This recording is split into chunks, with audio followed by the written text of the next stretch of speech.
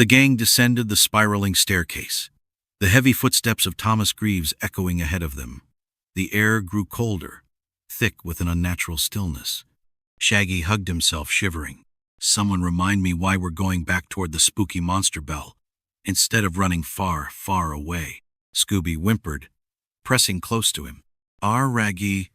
Let's leave. Velma adjusted her glasses, her expression tense. Because if we don't stop it, no one will. Daphne exhaled sharply. I was afraid you'd say that. At the bottom of the stairs, they reached the massive iron gate, where Jonas had vanished. The chamber beyond was silent, but the air was heavy with tension. Thomas paused, his hand hovering over the rusted gate. Once the bell tolls, we'll only have moments to act. Fred stepped forward. What exactly do we need to do? Thomas turned to them, his face grim. When the bell rings, it weakens the creature's bond with this place. But only for a few seconds. We have to reinforce the seal before it escapes completely. Velma frowned. How? Thomas reached into his coat pocket, pulling out a small, aged book. This contains the original binding ritual, the one the first lighthouse keepers used to trap it. Someone needs to read it while the bell is still ringing. Daphne's eyes widened. And what happens if we don't finish in time? Thomas's expression darkened. Then it will be free forever. Fred nodded, taking the book. Then we'd better not mess up. Thomas gripped the iron lever, ready to open the gate. Once we start, there's no stopping. Everyone be ready. Shaggy groaned. I was already not ready, thanks. Scooby whined. Ruh-oh. Thomas pulled the lever. The iron gate groaned open, and as soon as it did, a deafening roar echoed through the chamber.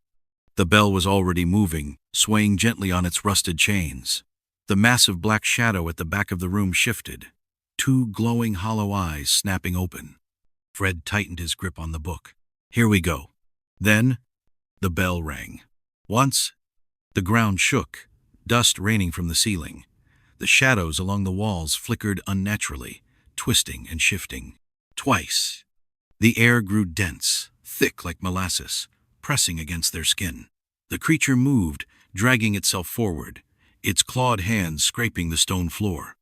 3 times. And then, the chain snapped, the bell fell silent, and the creature lunged. Fred flipped open the book, his voice steady as he began to read. By the light of the eternal beacon, by the keeper's sworn duty. The creature roared, writhing as if struggling against the words.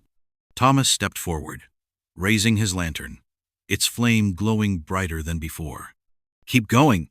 Daphne and Velma stood beside Fred, eyes locked on the moving shadows around them. Fred kept reading. Bound by oath, sealed by time, return to the deep and trouble us no more. The creature let out a deafening screech, its body distorting, shrinking back as the bell shuddered violently. Shaggy clutched Scooby, eyes shut. Please let this work, please let this work. The entire chamber trembled, the bell glowing faintly as the creature was dragged backward, its form twisting, pulling against some unseen force. Velma shouted. Fred, the final line. Fred took a deep breath and yelled the last words. By the keeper's decree, begone. The bell let out a final, haunting chime, and the creature vanished. Silence fell. The ground stopped shaking. The air lightened, and then the bell cracked in half. For a long moment, no one moved. Then, Fred exhaled sharply, closing the book. It's over. Daphne leaned against the wall, breathing heavily. That was way too close. Velma ran a hand over her face. We did it. We actually did it. Shaggy opened one eye, peeking around. So, no ghosts? No more giant spooky shadow monsters? Scooby sniffed the air, then let out a relieved sigh. All gone. Thomas looked around the now silent chamber, then at the cracked bell. It's finished. The lighthouse won't be haunted anymore. Fred smirked. Good, because I think we've had enough ghosts for a lifetime. Shaggy chuckled nervously. If you're talking about my lifetime, we passed that limit 5 mysteries ago. The gang laughed, relief washing over them as they headed back toward the exit, leaving the lighthouse's haunted past behind. But as they reached the stairs, a faint whisper echoed through the chamber. The keepers never leave. Daphne froze. Did you hear that? Velma adjusted her glasses. Let's just pretend we didn't. Shaggy grabbed Scooby and bolted. Sounds like a plan. Let's go. The gang rushed out, leaving the lighthouse behind as the first rays of dawn broke over the cliffs. And somewhere deep within the ruins of the lighthouse, the broken bell let out one final hollow ring. The gang stepped out of the lighthouse, their breath still heavy from what they had just witnessed. The first light of dawn painted the sky in hues of orange and purple, the storm clouds finally clearing. Shaggy collapsed onto a rock, wiping sweat from his forehead. Okay, so we actually survived? Scooby plopped down next to him, exhaling deeply. Ray, no more ghosts. Fred turned to Thomas Greaves, who stood at the edge of the cliff, staring at the lighthouse. It's over, right? The lighthouse is safe? Thomas nodded slowly, but his expression remained unreadable. The bell is broken. The seal is restored. The thing we locked away won't be coming back. Daphne sighed in relief. Good, 'cause I don't think I can handle another near-death experience before breakfast. Velma adjusted her glasses, still deep in thought. But there's still something that doesn't make sense. Fred looked at her. What do you mean?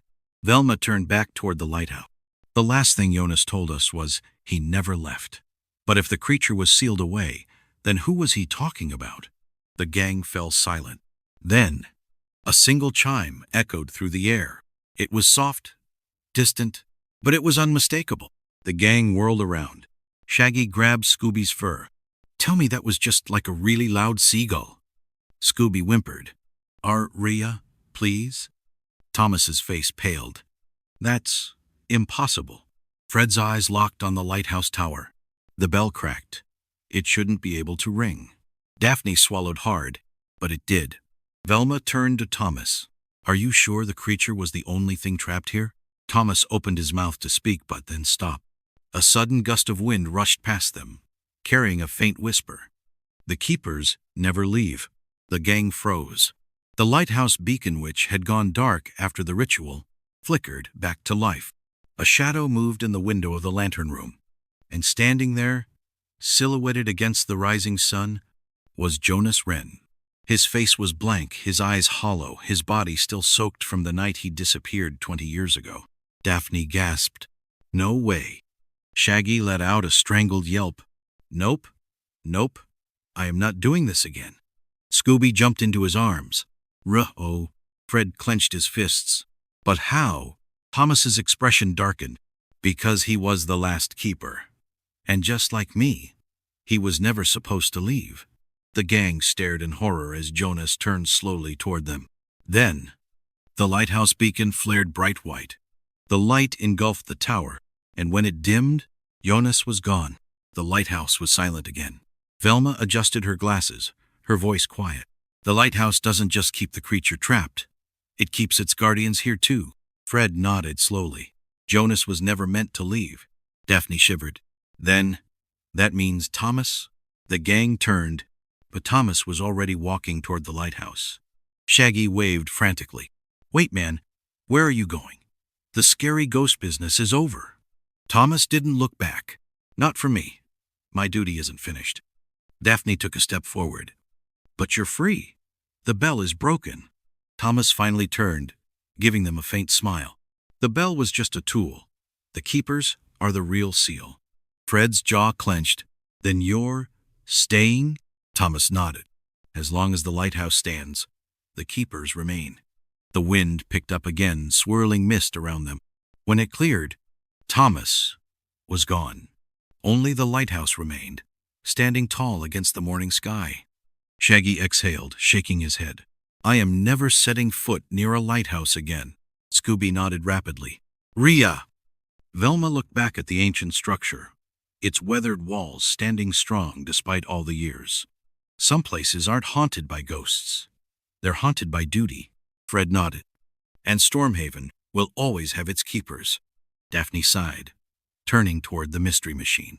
Well, I don't know about you guys, but I need about 10 hours of sleep and a giant stack of pancakes after this. Shaggy perked up. Did somebody say pancakes?